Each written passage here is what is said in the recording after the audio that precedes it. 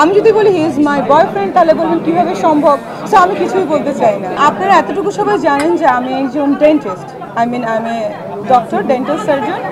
And এটার সাথে সাথে কিন্তু এটা হওয়ার আগে আমি মিডিয়াতে কাজ স্টার্ট করেছি এবং এটার সঙ্গে আমি বিজনেস করি, আমি একজন বিজনেস উইম্যান। সো আমি এত লম্বা বক্তব্য দিতে পছন্দ কখনোই করি না, যদিও আমি অ্যাঙ্কর ছিলাম। বাট এতটুকু বলবো যে উইমেনদের যে ব্যাপারটা, স্পেশালি আমরা যারা মিডিয়াতে কাজ করছি, আপনারা কেউ ফেক নিউজ করবেন।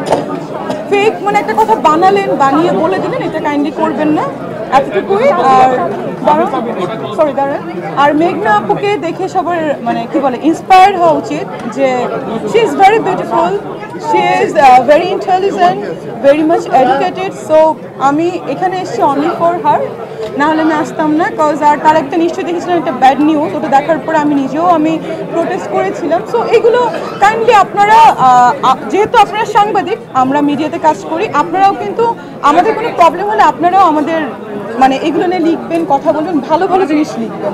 আমি যদি এখন বলি তাহলে বলবেন আমি রিকোয়েস্ট করে ছবি তুলেছি, আপনারাই নিউজ করবেন। আমি যদি এখন বলি আমার গুড ফ্রেন্ড, আপনারা বলবেন he is very senior than you. আমি যদি বলি হি ইজ মাই বয়ফ্রেন্ড তাহলে বলবেন কিভাবে সম্ভব। সো আমি কিছুই বলতে চাই না। He is my coartist, that's all, and he is the mega star and superstar.